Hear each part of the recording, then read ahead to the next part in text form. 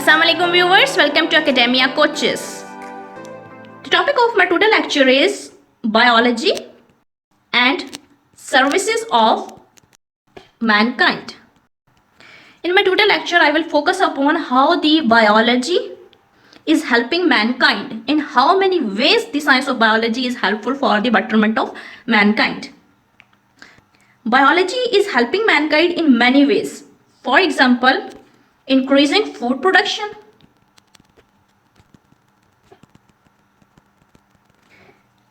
it helps the mankind in combating diseases, it protecting and conserving environment, and the biological advances in the food of health, advances in food and health results in high standard of living.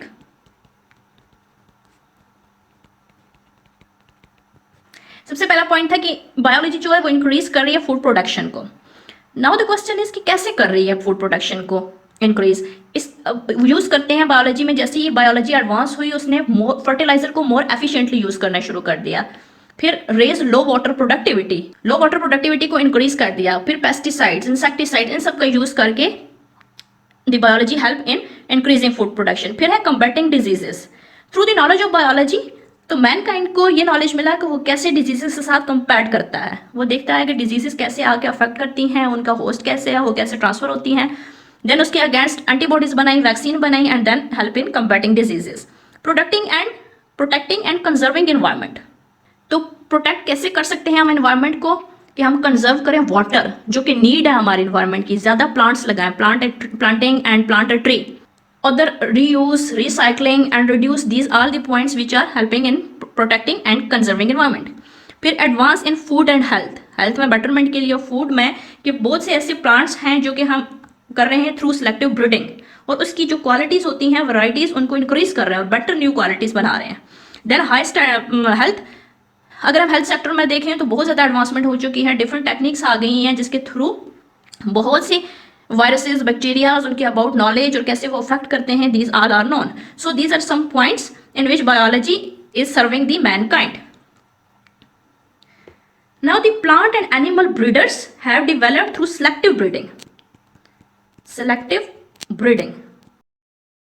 Selective breeding is an artificial selection. Artificial selection में हम क्या करते हैं कि हम use करते हैं और डेवलप करते हैं ऑर्गेनिज्म को with desirable characters. Organism with desirable characters. उसमें ऐसे करते हैं कि हम ब्रीड कराते हैं. ब्रीडिंग के लिए हम सिलेक्ट करते हैं टू पेरेंट्स को जिनके हम कहते हैं कि बेनिफिशियल फेनोटाइपिक ट्रेट्स होते हैं, और इन दो पेरेंट्स को जब हम ब्रीड कराते हैं तो ऑफस्प्रिंग प्रोड्यूस होते हैं जिनमें वो डिजायर्ड कैरेक्टर्स होते हैं जो हम चाहते हैं with desired traits. That is known as selective breeding. तो plant and animal breeders have developed through selective breeding using the principle of genetics new varieties of wheat की वैराइटीज न्यू उन्होंने करनी है, rice, corn, chicken, cow and sheep. These are animals and plants which the breeders have developed through the selective breeding process. And other process is genetic engineering. The genetic engineering also helping humankind in many ways. Genetic engineering वो process है and which is known as artificial manipulation. The process of genetic engineering is artificial manipulation of DNA or recombination of DNA and nucleic acid,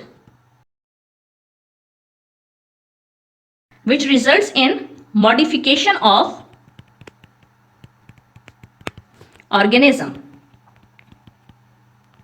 तो genetic engineering ऐसा process है जिसमें हम manipulate कर देते हैं डीएनए को और जिसमें हम यूज करते हैं रिकम्बिनेंट डीएनए टेक्नोलॉजी को, जो कि ऑल्टर कर देती है genetic makeup of an organism और रिजल्ट करती है मॉडिफिकेशन ऑफ ऑर्गेनिजम्स को. So the genes which have character of disease resistant and desirable characters, genes are introduced in plants using the genetic engineering, and then these plants which are known as transgenic plants, after the incorporation of DNA into the cell, the plants are known as transgenic plants. Transgenic plants वो plants होते हैं जिनमें foreign DNA होता है. जैसे हम jeans को सबसे पहले इंट्रोड्यूस कराते हैं ना प्लांट्स में, तो उन प्लांट्स को फिर हम कहते हैं ट्रांसजेनिक प्लांट्स, और इन प्लांट्स को फिर हम प्रोपोगेट कर सकते हैं cloning,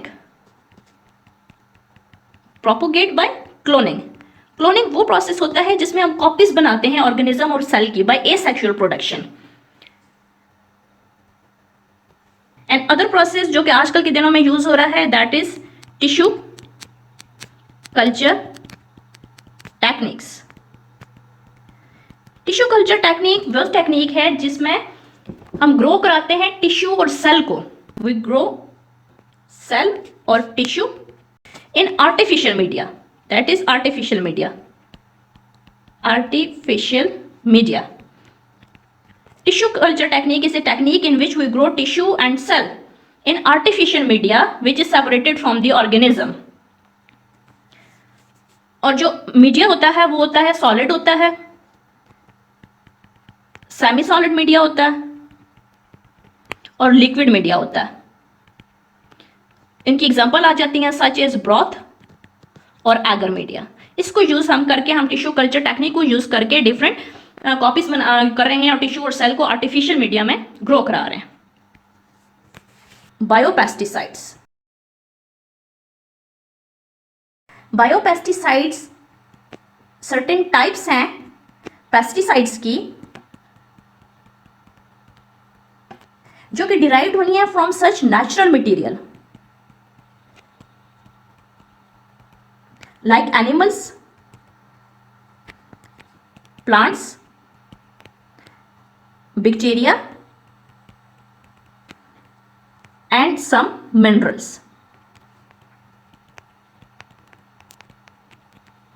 And these biopesticides helping the mankind, and example of these pesticides is canola oil. Canola oil is considered as biopesticide. And the other is pasteurization.